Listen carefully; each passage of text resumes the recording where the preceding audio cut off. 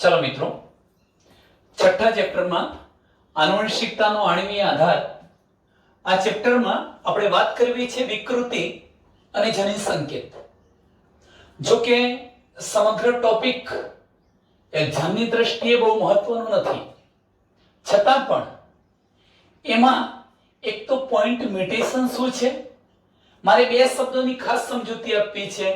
પ્રથમ શબ્દ છે પોઈન્ટ મ્યુટેશન અને બીજો શબ્દ મેં અહીંયા લખ્યો છે frame shift insertion. Frame shift insertion અને પોઈન્ટ મ્યુટેશન આ બંને વિકૃતિ જ છે, આમ છતાં બંનેની અંદર શું ફેરફાર છે, શું ફેર છે એને પણ આપણે આ એક ઉદાહરણ દ્વારા સમજવાના છીએ। આ ટોપિક પૂરો થઈ ગયા પછી આપણે સમગ્ર ટ્રાન્સફર આરએનએ ની રચના સમજવી છે, ટ્રાન્સફર આરએનએ ના કાર્યને સમજવું છે। તો આપણે સ્ટાર્ટ કરીશું વિકૃતિ અને જનીનિક સંકેત। આમ તો વિકૃતિથી જનીન સંકેતમાં શું ફેરફાર આવે આપણે એની ચર્ચા કરવા માંગીએ છીએ। ચાલો તમે જોઈ શકો છો, અગાઉ પણ હું આ મુદ્દાની ચર્ચા કરી ચૂક્યો છું કે આપણી જોડે આ પ્રકારનું જનીન કાં તો ડીએનએ છે। તમે જાણો છો જનીન શું છે? ડીએનએ ની એક નિશ્ચિત લંબાઈ ધરાવતો ટુકડો, એટલે હાલ હું એને જનીન કહું છું। સારું, આ જનીનમાંથી પ્રત્યાંતન થવાનું છે, એનો મતલબ એ થયો કે એની ડીએનએ ની પોલીન્યુક્લિયોટાઇડની બંને શૃંખલાઓ છૂટી પડવાની છે। પણ મિત્રો તમે જાણો છો કે છૂટી પડતી બંને શૃંખલા પૈકી કોઈ એક જ શૃંખલા ટેમ્પલેટ તરીકે વર્તીને મેસેન્જર આરએનએ બનાવે છે। માની લો કે આ ટેમ્પલેટ શૃંખલા છે અને એના પરનો આ ન્યુક્લિયોટાઇડનો ક્રમ છે। આ બધા નાઇટ્રોજન બેઝ અથવા ન્યુક્લિયોટાઇડ છે, મેં અત્યારે લખ્યો નથી ક્રમ। હવે આ ટેમ્પલેટ શૃંખલા પરથી આ પ્રકારે ધારો કે મેસેન્જર આરએનએ બને છે, આ મેસેન્જર આરએનએ। તો આપણને એ ઘટનાનો ખ્યાલ હોવો જોઈએ કે જો જનીનમાં કે ડીએનએ માં વિકૃતિ આવે છે તો એને કારણે આ જે ટેમ્પલેટ શૃંખલા હતી ડીએનએ ની એના ન્યુક્લિયોટાઇડના ક્રમમાં અથવા નાઇટ્રોજન બેઝના ક્રમમાં પણ પરિવર્તન આવે છે। કાં તો એકાદ બે ન્યુક્લિયોટાઇડ કાં તો ત્રણ ન્યુક્લિયોટાઇડ ઉમેરાઈ જવાની, કાં તો ત્યાંથી દૂર થઈ જવાની, કાં તો પછી હોવી જોઈતી ન્યુક્લિયોટાઇડને સ્થાને કોઈક બીજી ન્યુક્લિયોટાઇડ ગોઠવાઈ જવાની।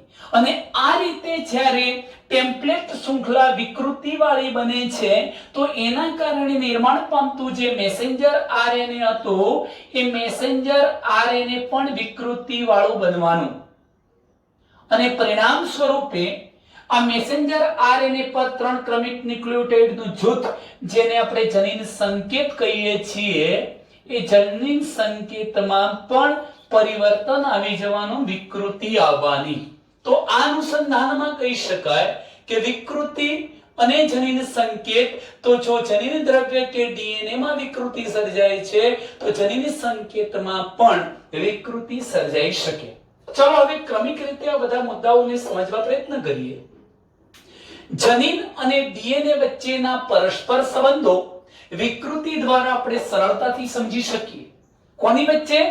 જનીન અને ડીએનએ વચ્ચેના પરસ્પરના જે સંબંધો છે એ પરસ્પરના સંબંધોને આપણે વિકૃતિ દ્વારા સમજી શકીએ। કેવી રીતે? મિત્રો, આ ઘટનાઓ તમને ભણાવી ચૂક્યો છું અગાઉના વિડિયો લેક્ચરમાં। ધારો કે આ કોઈક એક રંગસૂત્ર છે અને રંગસૂત્ર શાનું બનેલું હોય? ડીએનએ નું, એટલે કે આ જનીન છે, ડીએનએ છે, અને એ ડીએનએ પર ધારો કે આ પ્રકારના જનીનો ગોઠવાયેલા છે રંગસૂત્ર પર, A B C D E F G। હું આ પ્રકારના જનીનોની ગોઠવણી બતાવું છું। મિત્રો, તમે બે પ્રકારની વિકૃતિઓ, આમ તો મેં ઘણા બધા પ્રકારની વિકૃતિઓ તમને અગાઉ સમજાવી છે, પણ મહત્વની બે પ્રકારની વિકૃતિઓ વિશે તમે જાણો છો। લોપમાં શું થતું હતું? ધારો કે લોપમાં આ રંગસૂત્રનો આટલો ભાગ દૂર થઈ જાય છે, પરિણામે એના પર આવેલા આ જે જનીનો હતા એ ગુમાવાય અને પરિણામે આ જનીનોની જે અભિવ્યક્તિ હતી એ થઈ શકતી નથી। એમના દ્વારા જે પ્રકારનું પ્રોટીન બનવું જોઈતું હતું એવું બનતું નથી। આ વિકૃતિના કારણે પ્રોટીનમાં ક્ષતિ સર્જાઈ। કેમ ક્ષતિ સર્જાઈ? કારણ કે જનીનોમાં ક્ષતિ આવી છે, જનીનો રહ્યા નથી. તો આ બાબત તમે સરળતાથી સમજી શકો છો. એવું એક બીજું ઉદાહરણ આપી શકાય, પુનઃસંયોજન.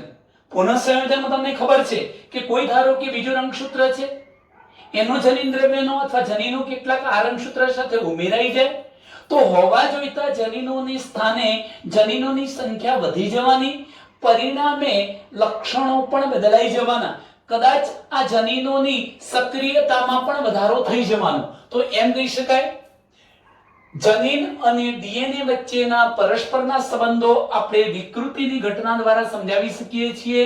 જેમ કે ડીએનએ માં વિકૃતિ આવે છે, જનીનોમાં વિકૃતિ આવે છે, કહી શકાય. ડીએનએ ના ખંડમાં કાં તો લોપ થાય કાં તો પછી પુનઃસંયોજન અથવા પુનઃ ગોઠવણીની અસર વિશે આપણે અભ્યાસ કરી ચૂક્યા છીએ, જેના પરિણામ સ્વરૂપે જનીનના કાર્યમાં કાં તો ક્ષતિ આવી જવાની કાં તો જનીનના કાર્યમાં શું થઈ જવાનું છે? વધારો.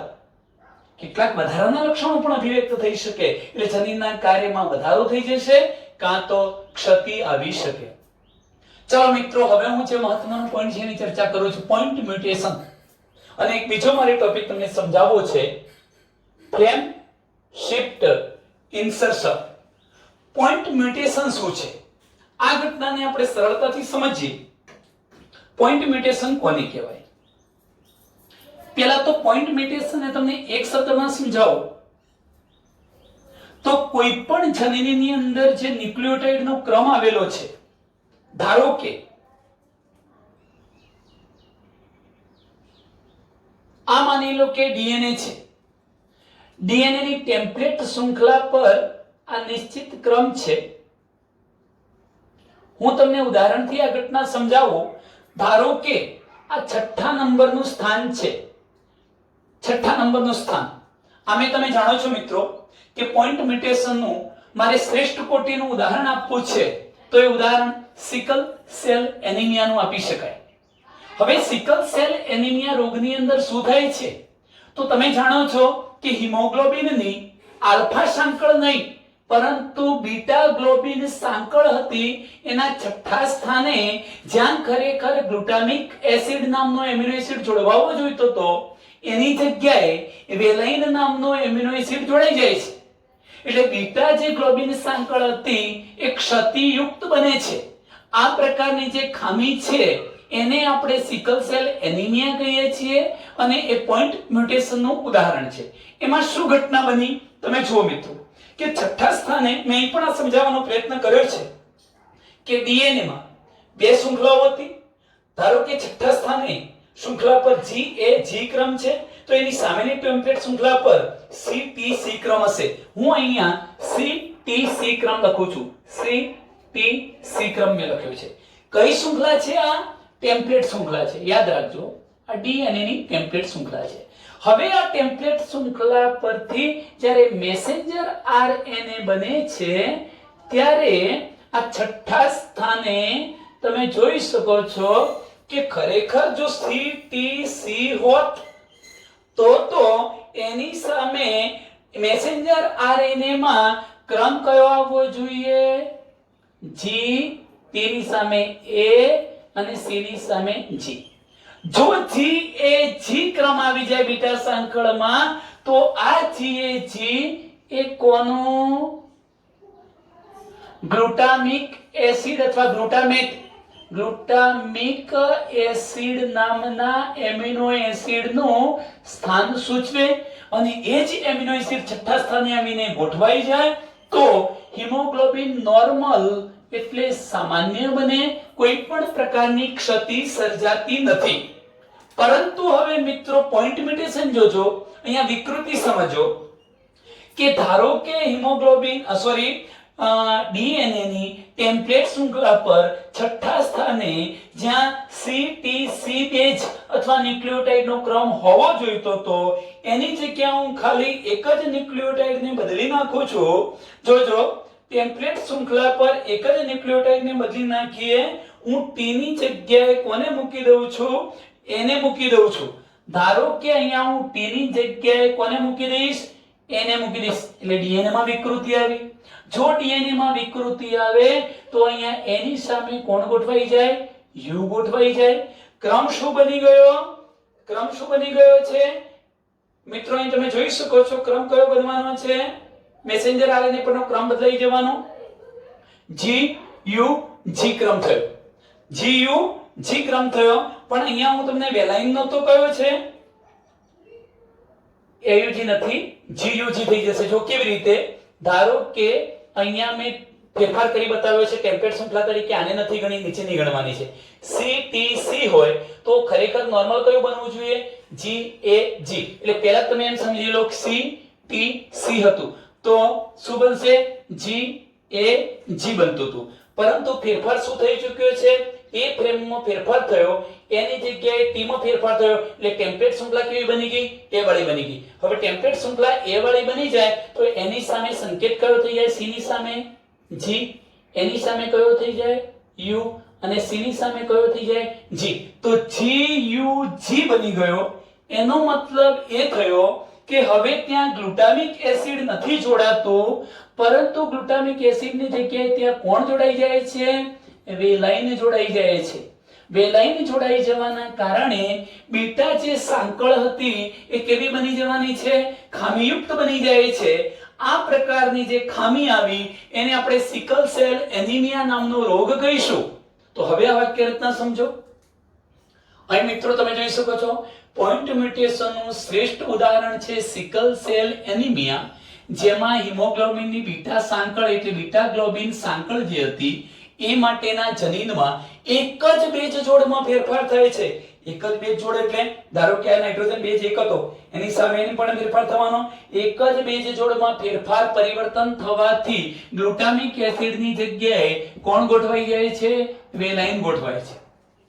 પોઈન્ટ મ્યુટેશનના કારણે આગળનો ટોપિક હું તમને સમજાવું એ પહેલા મિત્રો આટલું કહી દઉં છું. પોઈન્ટ મ્યુટેશન કોને કહેવાય? ફક્ત આટલું યાદ રાખો કે જો કોઈ પણ જનીનના બંધારણમાં આવેલા ન્યુક્લિયોટાઇડના ક્રમમાં એકાદ બે ન્યુક્લિયોટાઇડનો કાં તો વધારો થઈ જાય કાં તો એકાદ બે ન્યુક્લિયોટાઇડનો ઘટાડો થઈ જાય છે તો તે ઘટનાને આપણે પોઈન્ટ મ્યુટેશન કહીએ છીએ. અહીંયા તમે જોયું કે એકાદ ન્યુક્લિયોટાઇડ ઘટી તો ગઈ પણ એની જગ્યાએ પાછી નવી બીજી ઉમેરાઈ, એટલે એનો મતલબ જ્યાં ઘટાડો થયો હતો ત્યાં જ એક નવી ન્યુક્લિયોટાઇડનો ઉમેરો થયો. એક જ ન્યુક્લિયોટાઇડમાં ફેરફાર થાય કે બે ન્યુક્લિયોટાઇડમાં ફેરફાર થાય ત્યાં સુધીની ઘટનાને આપણે શું કહીશું? Point mutation. પણ મિત્રો ધારો કે કોઈ એક જનીનના ન્યુક્લિયોટાઇડના ક્રમમાં એક સાથે ત્રણ ન્યુક્લિયોટાઇડના ક્રમમાં ફેરફાર થઈ જાય છે, એ પણ ક્રમિક.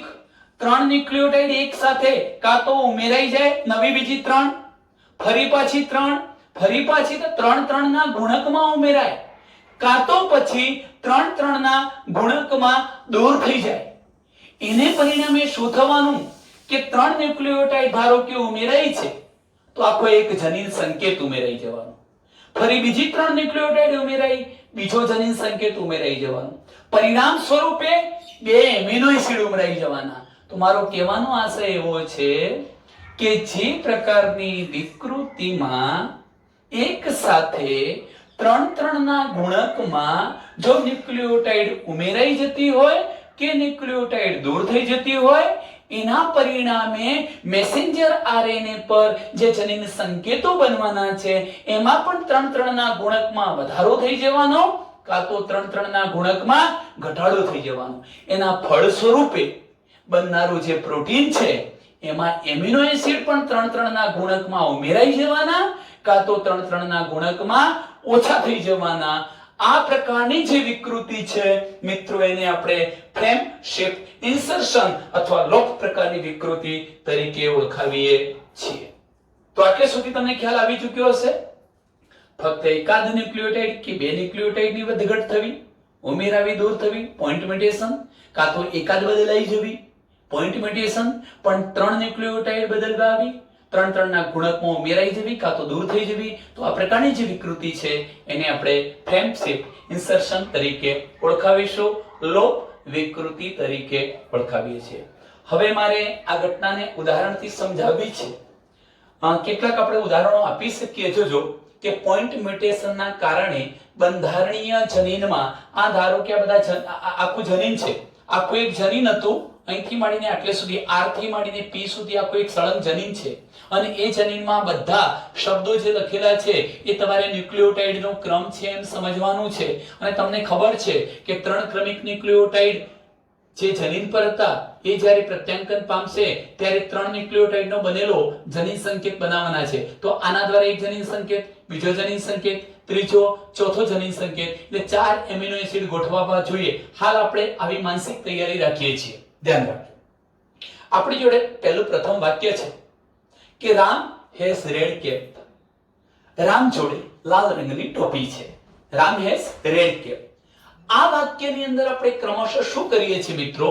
હેઝ અને રેડ ની વચ્ચે એક નવી ન્યુક્લિયોટાઇડને ઉમેરી દઈએ છીએ, અને એ નવી જે ન્યુક્લિયોટાઇડ ઉમેરીએ છીએ હું શબ્દ સ્વરૂપે બી શબ્દ ઉમેરું છું, એનો મતલબ હું એક નવી ન્યુક્લિયોટાઇડ અહીં ઉમેરું છું.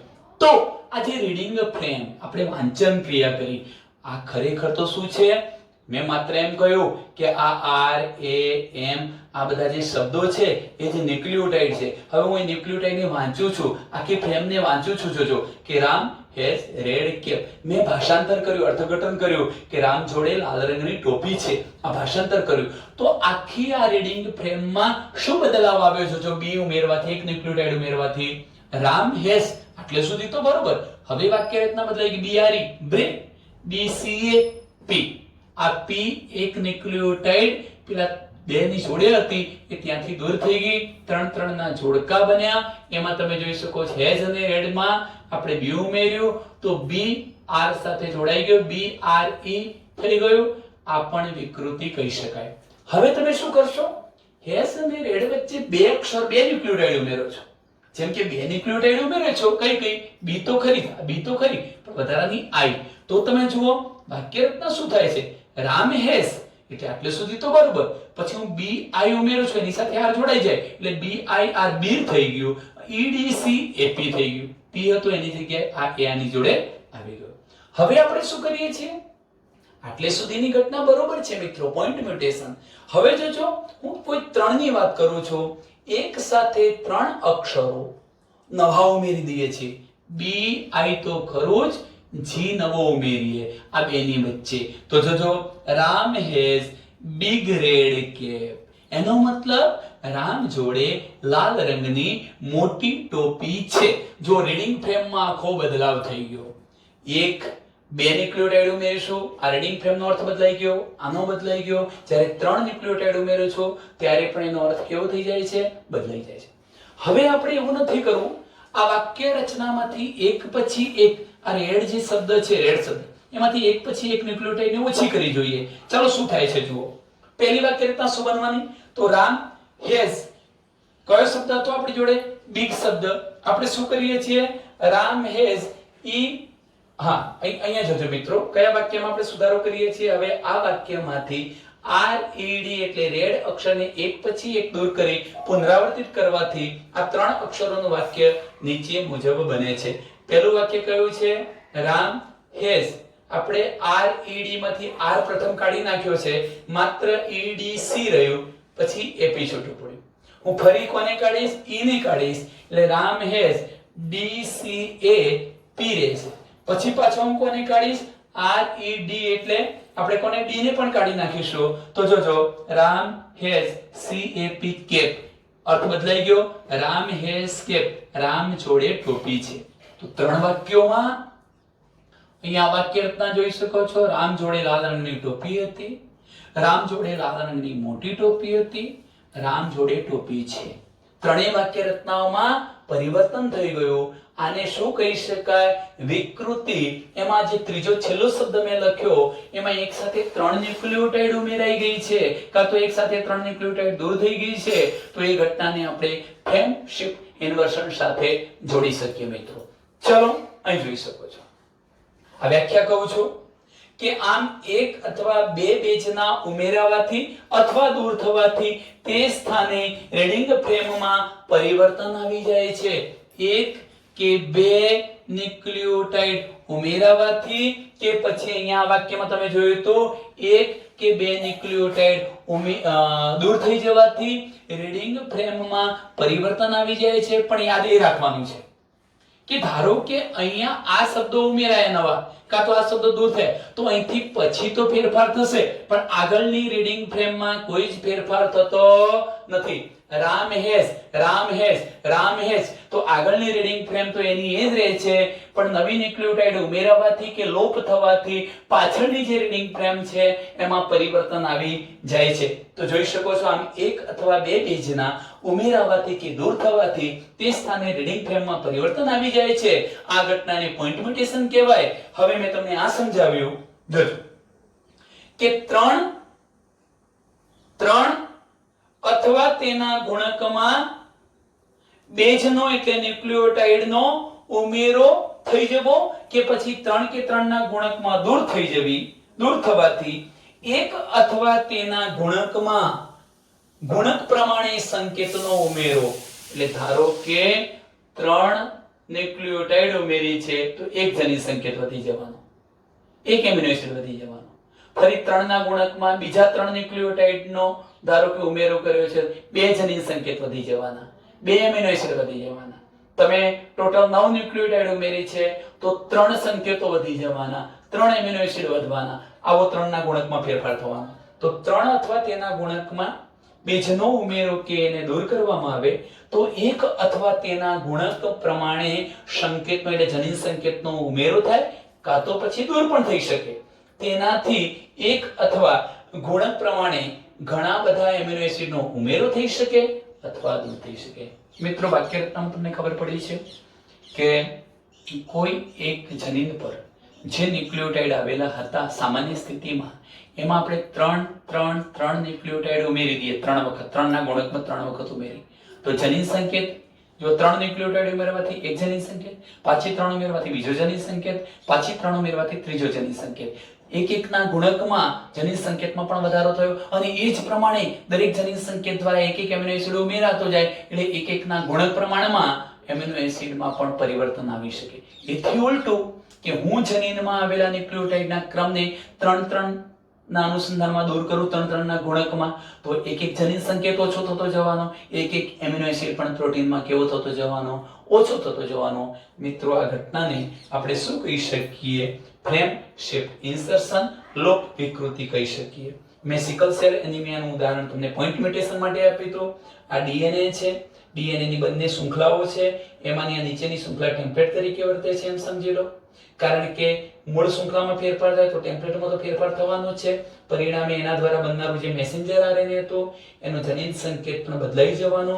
પરિણામે ગોઠવવા જોઈતા જે ગ્લુટામિક એસિડ નામનો એમિનો એસિડ હતો એની જગ્યાએ વેલાઇન નામનો એમિનો એસિડ ગોઠવાય છે. મિત્રો એક બીજું ઉદાહરણ આમાં આપવું હોય તો આપણે પોઈન્ટ મ્યુટેશનનું બીજું ઉદાહરણ હું તમને આપું, શાબ્દિક ઉદાહરણ આપું છું કે આપણે ગોડ ઇઝ નો હિયર એવું કહીએ છીએ. ગોડ ઇઝ નો હિયર, ભગવાન ક્યાંય નથી.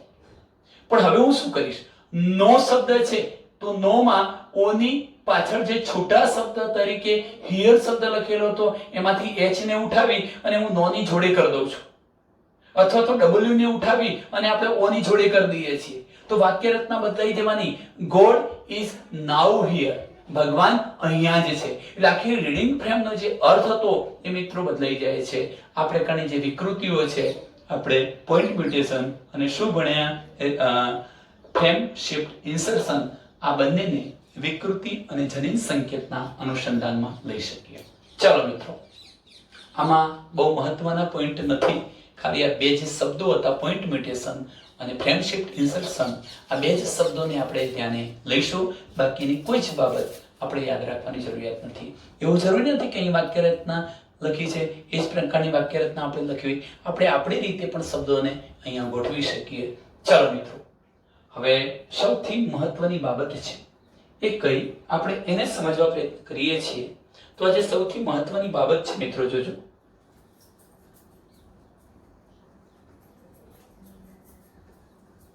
Transfer RNA.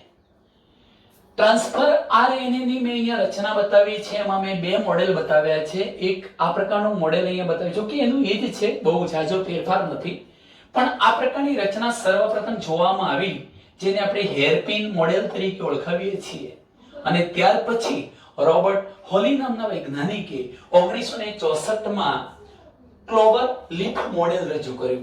આ મોડેલને આપણે ક્લોવર લીફ મોડેલ કહીએ છીએ. તમને મિત્રો પ્રશ્ન થતો, ક્લોવર લીફ, ક્લોવરના પર્ણ જેવું મોડેલ. હવે ક્લોવર વનસ્પતિ સામાન્ય રીતે આપણે કોને ગણીએ છીએ? તો મિત્રો તમે મેથી જોઈ હશે, બીલીપત્ર જોયું હશે. એમાં મોટા ભાગે 3 પર્ણો તમને જોવા મળતા હશે. પર્ણિકાઓ જોવા મળે છે, એવું માની લો 3 પર્ણિકાઓ જોવા મળે છે. ત્રિપર્ણી ગોઠવણી એમ કહી શકાય. અહીં તમે જોઈ શકો છો, એક લૂપ, બીજું લૂપ, મુખ્ય 3 લૂપ આ છે, પણ છતાંય 3 પર્ણો જેવી રચના જોવા મળે છે.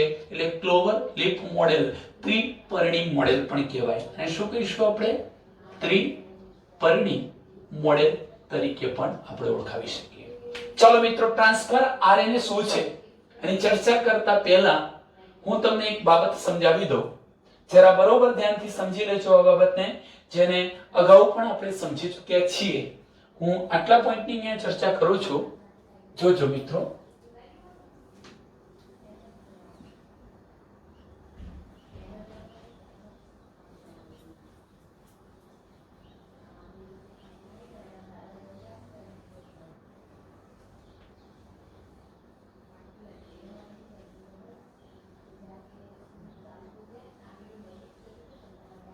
ઓકે. ચાલો અહીં ધ્યાન રાખજો. અહીંથી આપણે એવી ચર્ચા કરવી છે કે તમે સામાન્ય રીતે જાણો છો કે આ કોષ છે,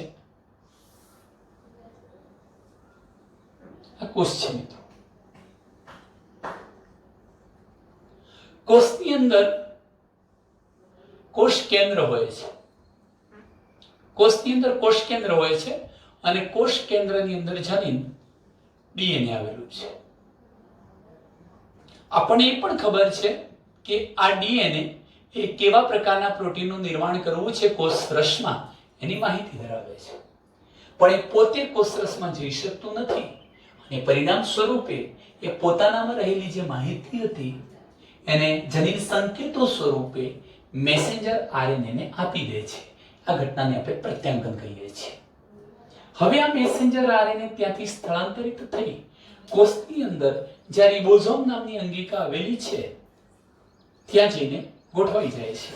એટલે આપણે ધારો કે આ મેસેન્જર આરએનએ બનાવી દીધું. મેં આ મેસેન્જર આરએનએ અહીંયા ગોઠવી દીધું છે. આ શું ગોઠવાયું છે? Messenger RNA.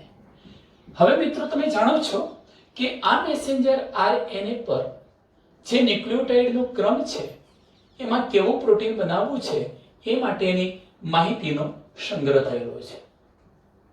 પરંતુ તમને એ પણ ખબર છે કે આપણે જનીન સંકેતની સંકલ્પનાનો અભ્યાસ કરી ચૂક્યા છીએ. ભૌતિક શાસ્ત્રી તરીકે ગેમોએ એવું સૂચવ્યું હતું કે મેસેન્જર આરએનએ પર આવેલ 3 ક્રમિક ન્યુક્લિયોટાઇડના જૂથને, જેમ કે હું અહીંયા લખું છું AUG, CCC, CG,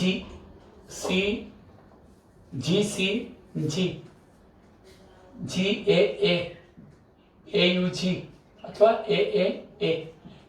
આ મેસેન્જર આરએનએ પર આવેલ 3 ક્રમિક ન્યુક્લિયોટાઇડનું જૂથ છે એને જનીન સંકેત કહેવાય છે. એટલે જનીન સંકેત ત્રિઅંકી છે એ પણ આપણે જાણીએ છીએ.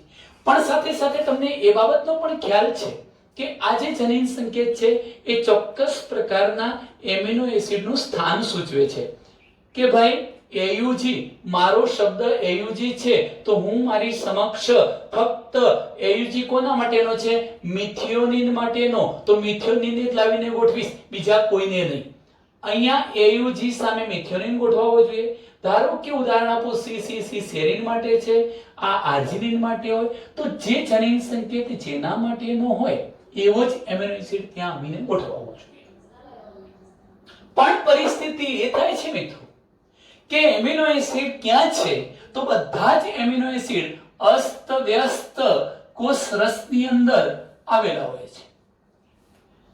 20 થી 21 પ્રકારના જે એમિનો એસિડ છે એ અસ્ત વ્યસ્ત કોષ રસમાં છે. અને ખાસ એ પણ તમને કહી દઉં છું કે શા માટે ટ્રાન્સફર આરએનએ ની જરૂરિયાત ઊભી થઈ, તો આ બાબત બરોબર ધ્યાનમાં સમજવા જેવી છે કે એમિનો એસિડ જોડે એવી કોઈ વિશિષ્ટ રચના નથી મિત્રો. હું અહીંયા પણ તમને કહેવાનો છું કે એમિનો એસિડ જોડે કોઈ એવી સંરચનાત્મક વિશિષ્ટતા નથી. એમિનો એસિડ જોડે એવી કોઈ સંરચનાત્મક વિશિષ્ટતા નથી કે જેથી કરીને હું અહીં શબ્દ લખું છું, એના જોડે કોઈ એવી સંરચનાત્મક વિશિષ્ટતા નથી કે જેથી કરીને એ આ રીડિંગ ફ્રેમને વાંચી લે, એને ખબર પડી જાય કે AUG મારા માટે છે, મિથિયોનિન માટે, એટલે હું ત્યાં જતો રહું, એવી એને ખબર પડતી નથી. કોને નથી પડતી? એમિનો એસિડને. ધારો કે આ મિથિયોનિન નામનો એમિનો એસિડ છે, આપણે જાણીએ છીએ કે જનીન સંકેત AUG મિથિયોનિન માટેનો છે, એટલે અહીં મિથિયોનિન આવવો જોઈએ. પણ મિથિયોનિન નામનો એમિનો એસિડ ધારો કે આટલે દૂર છે, એને એવી ખબર નથી પડી શકતી. કેમ નથી પડતી? કારણ કે એનામાં એમિનો એસિડમાં કોઈ એવી સંરચનાત્મક વિશિષ્ટતા નથી કે જેથી કરીને એ આ સ્થાનને ઓળખી જાય અને આપમેળે દોડ્યો આવે, એવી કોઈ જ વિશિષ્ટતા એનામાં નથી. અને છતાં પણ મિત્રો એને લાવવો છે પ્રોટીન સિન્થેસિસ માટે, પ્રોટીન સંશ્લેષણ માટે, તો શું કરવું પડે? કોઈક એક અનુકૂલનકારક અનુકૂળતા ઊભી કરી આપે એવા કોઈક અનુકૂલનકારક ઘટકની જરૂર પડે છે મિત્રો. અનુકૂલનકારક ઘટકની જરૂર પડે છે. અને આ અનુકૂલનકારક જે ઘટક છે એ જ કોણ? ટ્રાન્સફર આરએનએ, વાહક આરએનએ. એનો મતલબ એ થયો કે ટુ ટ્રાન્સફર, વહન કરવું, આ પકડી લઈ જશે કોને? એમિનો એસિડને, કે ભાઈ પેલી બેઠક વ્યવસ્થા તારા માટેની છે, તું ત્યાં જઈને આવીને બેસી જા. આવું કોણ કરશે કાર્ય? ટ્રાન્સફર આરએનએ એમિનો એસિડને ગ્રહણ કરી પોતાની સાથે જોડી દઈ અને એને અહીં લાવવાનું કામ કરે છે. એને આપણે શું કહીએ? Transfer RNA. તો ટ્રાન્સફર આરએનએ કઈ એક જ કામ નથી કરતું, એ ફક્ત એમિનો એસિડને ગ્રહણ કરી દે છે અને લાવી દે છે, એટલું જ નહીં, પરંતુ સર્વપ્રથમ આ ટ્રાન્સફર આરએનએ માં સંરચનાત્મક વિશિષ્ટતા હતી. હું તમને બતાવું મિત્રો કઈ સંરચનાત્મક વિશિષ્ટતા, જો કે ડિટેલમાં આપણે ભણીશું હવે થોડી વાર પછી. ધારો કે અહીંયા A છે, U અને G છે, તો અહીંયા A ની સામે કોણ ગોઠવાય? U ની સામે કોણ ગોઠવાય? A અને G ની સામે કોણ ગોઠવાય? C. આવી ગોઠવણી હોય છે. જો કે હું એને પ્રતિસંકેત તમને શબ્દ સમજાવું છું, અને આ પ્રતિસંકેત ધરાવતું જે લૂપ હશે એને પ્રતિસંકેત લૂપ કહીશું મિત્રો. આ સંકેત આ છે અને પ્રતિસંકેત લૂપ કહીશું. તો પ્રતિસંકેત લૂપ પર ચોક્કસ શબ્દો છે UAC, એટલે એને તરત જ ખબર પડે કે મારી ગોઠવણીમાં સંરચનાત્મક વિશિષ્ટતા શું છે? UAC ની. UAC થી પૂરક ક્રમ કયો છે? AUG. એટલે આ ટ્રાન્સફર આરએનએ વાંચન કરે છે, ઓળખ વિધિ કરે છે કે ભાઈ આ તો કોના માટે છે? મિથિયોનિન માટેનું છે. હવે એટલું જ નહીં, ઓળખ તો કરે છે, રીડિંગ ફ્રેમને વાંચે છે, સાથે સાથે એને વાંચન પ્રમાણે પકડી લાવે છે અને ગોઠવે છે. આ કામ કોણ કરે છે? Transfer RNA. ચલો મિત્રો, તો એમ કહી શકાય કે ટ્રાન્સફર આરએનએ માટે મેં બીજો શબ્દ જો કે અહીંયા નથી લખ્યો, એને આપણે અનુકૂલનકારક આરએનએ તરીકે પણ ઓળખાવીશું. એને અનુચલન આરએનએ તરીકે પણ ઓળખવામાં આવે. ટ્રાન્સફર આરએનએ માટે ઘણા બધા વર્ડ્સ મેં અહીંયા લખ્યા છે, જોઈ શકો છો કે ટ્રાન્સફર આરએનએ વાહક આરએનએ તરીકે ઓળખાય. એને સોલ્યુબલ આરએનએ એસઆરએનએ કહેવાય. કેમ? તમે 1 નોર્મલ NaCl નું દ્રાવણ લો અને એની અંદર એને નાખો તો તરત જ એ દ્રાવ્ય સોલ્યુબલ બની જાય છે, અને માટે આપણે એમ કહી શકીએ sRNA સોલ્યુબલ આરએનએ. મિત્રો એમાં કેટલીક માહિતી મારે તમને આપવી છે, જે વધારાની માહિતી છે અને મેં એને લાલ પેનથી ટિક માર્ક કરીને બતાવેલી છે. આ માહિતી ખાસ કરીને નીટના અનુસંધાનમાં ઉપયોગી છે, બરોબર ધ્યાનથી સમજજો. તો ચાલો મિત્રો, શા માટે તમારા મગજની અંદર એક કોન્સેપ્ટ ક્લિયર થઈ ચૂક્યો છે કે એમિનો એસિડ જો રિબોઝોમ નામની અંગિકા પર ગોઠવાયેલા મેસેન્જર આરએનએ સમક્ષ આવશે તો જ પ્રોટીન સંશ્લેષણની ક્રિયા થઈ શકે, બાકી થઈ શકતી નથી. એટલે કોઈ પણ સંજોગોમાં કોષરસમાંથી એમિનો એસિડને શોધી લાવવા છે અને ક્યાં લાવીને ગોઠવી દેવા છે? મેસેન્જર આરએનએ સમક્ષ. પરંતુ એમિનો એસિડમાં કોઈ એવી વિશિષ્ટ અથવા સંરચનાત્મક વિશેષતા નથી કે જેથી કરીને આપમેળે આવી જાય, માટે એને લઈ જવા માટે કોઈની જરૂર પડે છે અનુકૂલનકારક ઘટક તરીકેની, અને એ તરીકે કોણ વર્તે છે? Transfer RNA. તો ચલો આ રજૂઆત કોણે કરી મિત્રો? અહીં જોઈએ. જનીન સંકેતની સંકલ્પના રજૂ થઈ ગઈ. ગેમોવ નામના વૈજ્ઞાનિકે જનીન સંકેત ટ્રિપ્લેટ હોય છે એવું કહી દીધું. એના ખૂબ પહેલા ક્રિક નામના વૈજ્ઞાનિકે ક્રિકના મત અનુસાર સંકેતને વાંચવા માટે, એટલે આ જનીન સંકેતનું વાંચન કરવા માટે, દરેક જનીન સંકેતનું અર્થઘટન કરવા માટે, જો સંકેતને વાંચવા અને તેનો એમિનો એસિડ સાથે સંબંધ રાખવા, વંચાઈ તો ગયા એયુજી, તો એ કોના માટે છે? મિથિયોનિન માટે છે. એટલે માટે મિથિયોનિન જ લાવવો પડે.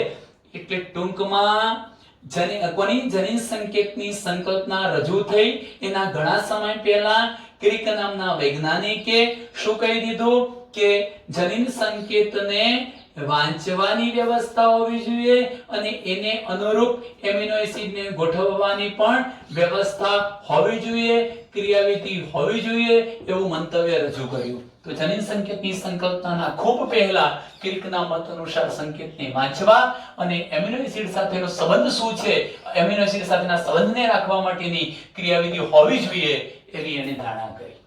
કેમ એવી ધારણા કરી? કારણ કે પોતે જાણતા હતા કે એમિનો એસિડમાં કોઈ સંરચનાત્મક વિશિષ્ટતા હોતી નથી કે જેના કારણે તે સંકેતને વાંચી શકે ડાયરેક્ટ અને એ ત્યાં જઈને ગોઠવાઈ શકે. એવી ગોઠવણી કોના, એવી રચનાત્મક વિશિષ્ટતા કોનામાં નથી? એમિનો એસિડમાં. એમિનો એસિડમાં જાતે આ રીડિંગ ફ્રેમનું વાંચન કરવાની, જનીન સંકેતનું વાંચન કરવાની અને ત્યાં જવાની ક્ષમતા હોતી નથી. અને પરિણામ સ્વરૂપે તમે જુઓ, માટે જ આ ક્રિક નામના વૈજ્ઞાનિકે અનુકૂલક અણુની હાજરી પ્રસ્થાપિત કરી કે એવી કોઈક અનુકૂલક અણુ તરીકે વર્તતી રચના હોવી જોઈએ કે જે એક બાજુ સંકેતને વાંચે. જો મિત્રો યુએસી દ્વારા આ સંકેતને વાંચશે કે આ કોના માટે છે? મિથિયોનિન માટે. અને બીજી બાજુ એ શું કરશે? એમિનો એસિડને પોતાની સાથે પકડી લાવશે, જોડી દેશે. એટલે લખ્યું કે એવી કોઈ અનુકૂલનકારક અણુની રચના હોવી જોઈએ ટ્રાન્સફર આરએનએ કે જે એક બાજુએ સંકેતને વાંચી શકતું હોય, જનીન સંકેતનું અર્થઘટન કરી શકતું હોય અને એને અનુરૂપ બીજી બાજુએ એ એમિનો એસિડને જોડી શકતું હોય. એવી કોઈક રચનાની હાજરી કોણે સૂચવી? ક્રિક નામના વૈજ્ઞાનિકે. ચાલો મિત્રો, હવે તમે જોઈ શકો છો કે આ જે ટ્રાન્સફર આરએનએ છે અને મેં કહ્યું એમ સોલ્યુબલ આરએનએ તરીકે પણ ઓળખવામાં આવે. એક બીજો ટૂંકો પ્રશ્ન પણ યાદ રાખજો કે કોષની અંદર જોવા મળતા ત્રણેય પ્રકારના આરએનએ પૈકી આ સૌથી નાના કદનું આરએનએ છે, નાનું આરએનએ છે. સૌથી નાનું આરએનએ કોણ છે? Transfer RNA. મિત્રો એક બાબત એ પણ યાદ રાખવી છે કે કુલ આરએનએ, જેમ કે હું રિબોઝોમલ આરએનએ ની વાત કરું, ટ્રાન્સફર આરએનએ ની વાત કરું અને મેસેન્જર આરએનએ, આપણે આની કુલ ટકાવારી 100 ગણતા હોઈએ તો આ પૈકી એટલે આરએનએ પૈકી ફક્ત ટ્રાન્સફર આરએનએ નું પ્રમાણ કોષરસની અંદર કેટલું છે? 15%, 10 થી 15%. એટલે કુલ આરએનએ ના ફક્ત 15% નું પ્રમાણ છે. એ પણ યાદ રાખો કે જો આપણે આ ટ્રાન્સફર આરએનએ ની રચના બતાવતા હોઈએ તો એ સિંગલ સ્ટેન્ડર્ડ છે, એક શૃંખલા વાળું છે. જેમ કે મેં આ 3 છેડો બતાવ્યો છે મિત્રો, અહીંયા 3 છેડો અહીંથી શરૂ થયો, અહીંથી શરૂ થયો અને પિનની જેમ, આંટી ગુંટીની જેમ જાણે બેવડું કુંતલ હોય એ રીતે ગોઠવાયો. આ અંતિમ છેડો 5 છે. એટલે શૃંખલા તો એક જ હતી, આખી એક જ શૃંખલા, હેરપિન જેવી ગોઠવણી. અહીં પણ જોઈ શકો 3 છેડો છે, 3 છેડો અહીંથી શરૂ થયો અને અહીંયા આવીને અટક્યો. આ 5 છેડો છે. એટલે શૃંખલા તો એક જ હતી. પણ તમે સૌથી અગત્યની બાબતને બરોબર ધ્યાનથી સમજો કે આ 3 થી લઈને 5 છેડા સુધીમાં કુલ કેટલી ન્યુક્લિયોટાઇડ આવેલી છે? તો બુકમાં થોડોક ડિફરન્ટ હોય છે, જુદી જુદી બુકમાં એનો ઉલ્લેખ મિત્રો જુદો જુદો હોય છે. કેટલીક બુકોની લેવલની કેટલીક બુકો છે એમાં 73 થી માંડીને 93 ન્યુક્લિયોટાઇડનો ઉલ્લેખ છે. તો અમુક બુકોની અંદર 75 થી માંડીને 95 જેટલી ન્યુક્લિયોટાઇડ હોઈ શકે, એટલે થોડી ઘણી વધઘટ હોઈ શકે, પણ મિનિમમ ઓછામાં ઓછી 73 અને વધુમાં વધુ 95 ન્યુક્લિયોટાઇડ એટલે બેઝ ગોઠવાયેલા હોય છે. એક બાબત બીજી મહત્વની તમને કહી દઉં છું કે જો મારે ટ્રાન્સફર આરએનએ ના અણુભારની વાત કરવી હોય તો એનો અણુભાર 25,000 થી માંડીને 30 લાખ ડાલ્ટન જેટલો છે. કેટલો? 25,000 થી માંડીને 30 લાખ ડાલ્ટન. મિત્રો 11મા ધોરણના આપણે પાછળના ટોપિકમાં ભણવાનું છું કે આ ચેપ્ટર મેં અત્યારે ચલાવ્યું નથી, પણ આપણે આની ગણતરી મહાણુમાં કરી શકીશું, કારણ કે 10,000 ડાલ્ટન કરતા પણ એનો અણુભાર વધુ છે અને તેથી આપણે એની ગણતરી મહાણુમાં કરી શકીશું. હવે મિત્રો આટલે સુધીની પોઈન્ટને સમજીએ. બરોબર ધ્યાનથી આ ઘટના પર જજો. અહીં રાખો. આ 3 ડેશ છેડાથી હું ન્યુક્લિયોટાઇડને ગોઠવું છું. 1 2 3 4 5 6 એ રીતે બધી ન્યુક્લિયોટાઇડ મેં ગોઠવેલી છે, પણ એમાંથી કેટલાક ભાગ એવા છે જેમ કે આ ભાગ, જેમ કે આ ભાગ, જેમ કે આ ભાગ અને જેમ કે આ ભાગ. તમે મિત્રો જોઈ શકો છો એમાં મેં આ લીટીઓ લાલ રંગની લીટી બતાવી છે. શું સૂચવે છે? એવું બતાવે છે કે ધારો કે અહીંયા યુરેસિલ હોય તો સામે એડિનાઇન હશે, ધારો કે અહીંયા ગ્વાનિન છે સામે સાઇટોસિન હશે. કહેવાનો મતલબ કે એકબીજા સાથે બોન્ડ બનાવીને જોડાઈ ગયા હશે. એટલે તમને એમ લાગે કે ટ્રાન્સફર આરએનએ એ દ્વિકુંતલમય અણુ છે, પણ હકીકતમાં એવું નથી. એ એક જ કુંતલ વાળી રચના હતી, પણ કેટલાક ન્યુક્લિયોટાઇડ સામસામે નબળા હાઇડ્રોજન બંધ દ્વારા જોડાઈ જવાથી તમને આ ડબલ સ્ટેન્ડર્ડ રચના દેખાય છે. હા, કેટલીક એવી રચનાઓ પણ ટ્રાન્સફર આરએનએ ની અંદર છે કે જેની અંદર ન્યુક્લિયોટાઇડ એની સામેની ન્યુક્લિયોટાઇડ સાથે બોન્ડિંગ કરતી નથી, જોડાતી નથી. એવા ભાગને આપણે લૂપ કહીશું. જો મિત્રો એક ન્યુક્લિયોટાઇડ બીજી, ત્રીજી, ચોથી, પાંચમી, છઠ્ઠી, સાતમી સામસામે નથી જોડાયેલી, આના જેવી રચના નથી, અને એને આપણે લૂપ કહીએ છીએ. તો હવે મહત્વના પોઈન્ટ તરફ જઈએ છીએ. મિત્રો આમાંથી કોઈ શબ્દને આપણે ગોખવાની જરૂરિયાત નથી. આ બધા જ શબ્દોને વ્યવસ્થિત ધ્યાનથી સમજજો.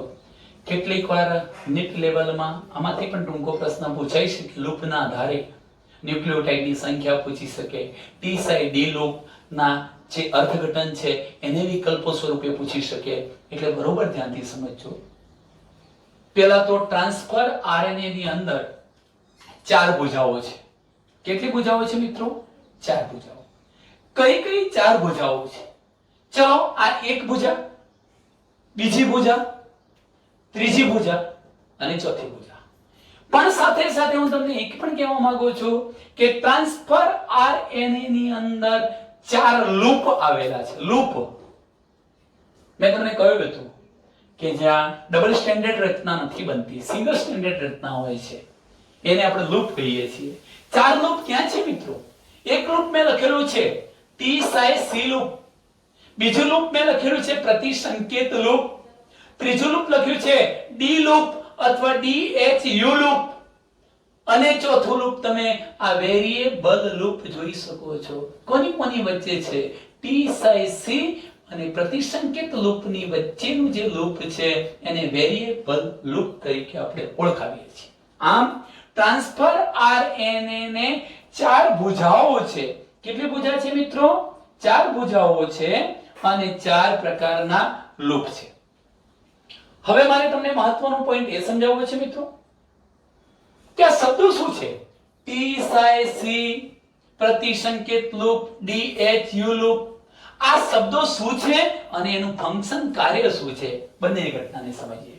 ચાલો મિત્રો, આ આરએનએ છે, રિબોન્યુક્લિક એસિડ છે. ટ્રાન્સફર આરએનએ પોતે આરએનએ છે.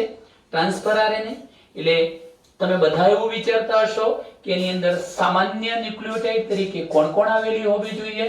તો એમાં સામાન્ય ન્યુક્લિયોટાઇડ તરીકે અથવા સામાન્ય નાઇટ્રોજન બેઝ તરીકે એડિનાઇન હશે, ગ્વાનિન હશે, સાઇટોસિન હશે અને યુરેસિલ હશે. થાઇમિન ન હોય.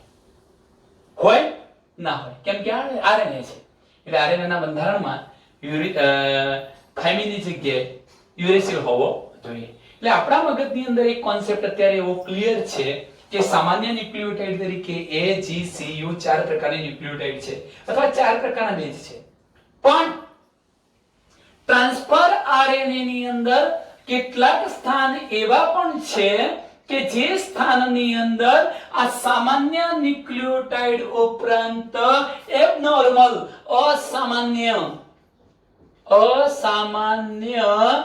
ન્યુક્લિયોટાઇડ પણ આવેલી હોય છે. અસામાન્ય ન્યુક્લિયોટાઇડ અથવા અસામાન્ય નાઇટ્રોજન બેઝ પણ ગોઠવાયેલા હોય છે. એનો મતલબ કે અહીંયાથી હું જે ન્યુક્લિયોટાઇડની વાત કરું છું એ ન્યુક્લિયોટાઇડ માત્ર આ ચાર જ AGCU પ્રકારની ન હોતા, એ ઉપરાંત વધારાની અસામાન્ય ન્યુક્લિયોટાઇડ પણ હોય છે. કઈ મિત્રો? હું કેટલાક નામ તમને બતાવી દઉં એટલે ખબર પડી જાય. ડાયહાઇડ્રોક્સીયુરિડીન હોય જેને DHU કહ્યું, ડાયહાઇડ્રોક્સીયુરિડીન. જુઓ, હવે ખરેખર થાઇમિન ન હોવો જોઈએ આરએનએ માં, પણ થાઇમિન પણ હોય એટલે T. પછી જુઓ આ સાય શું છે? સ્યુડોયુરિડીન એ પણ શું છે? એક રૂપાંતર પામેલો ન્યુક્લિયોટાઇડ અથવા નાઇટ્રોજન બેઝ છે એટલે અસામાન્ય કહી શકાય. અને C સાઇટોસિન તો નોર્મલ છે.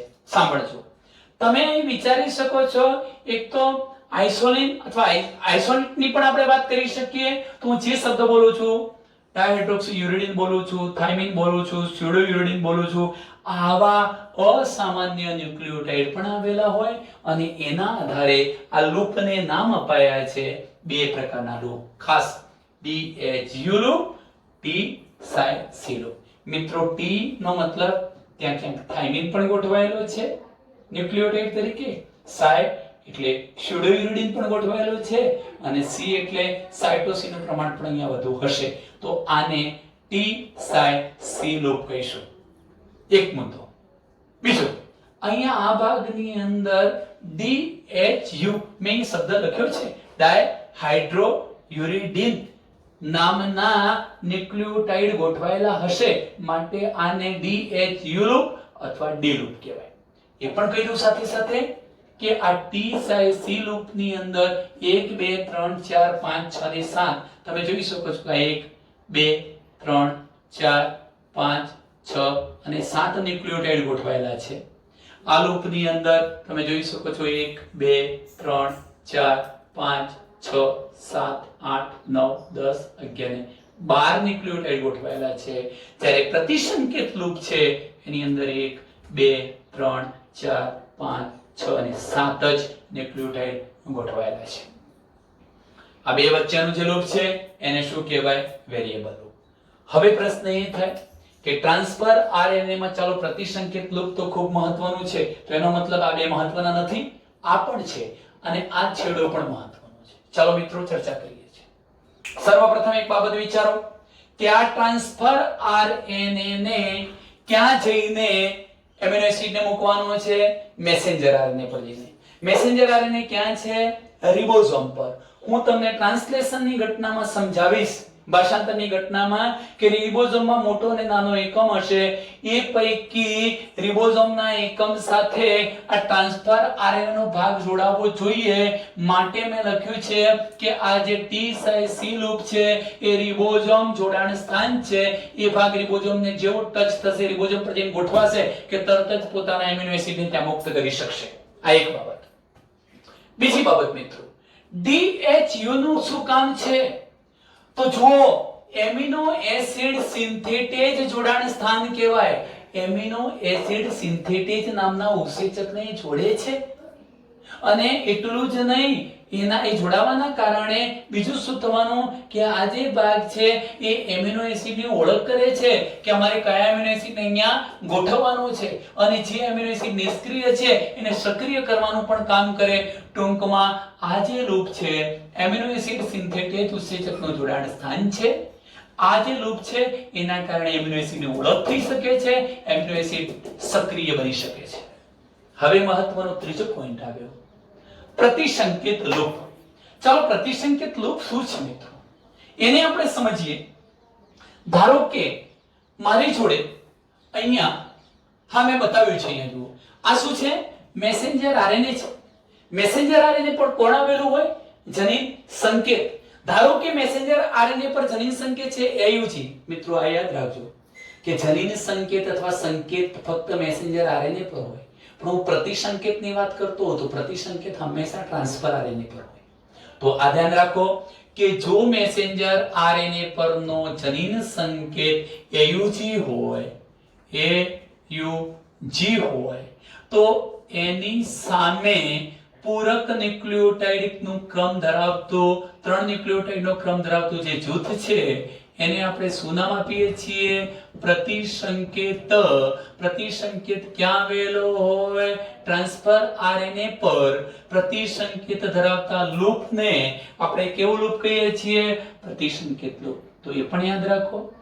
ઘણા બધા હશે, અહીંયા 7 જેટલા, એમાંના 3 જે હશે એ 3 પ્રતિસંકેત તરીકે વર્તે છે.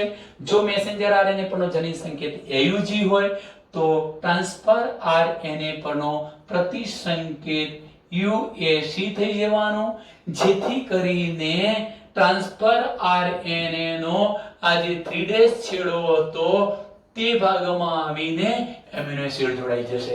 એટલા માટે જ તો આ ભાગને આપણે એમિનો એસિડનું જોડાણ સ્થાન કહીએ છીએ. એ પણ યાદ રાખજો કે એમિનો એસિડ ત્યાં કેમ જોડાઈ જાય છે?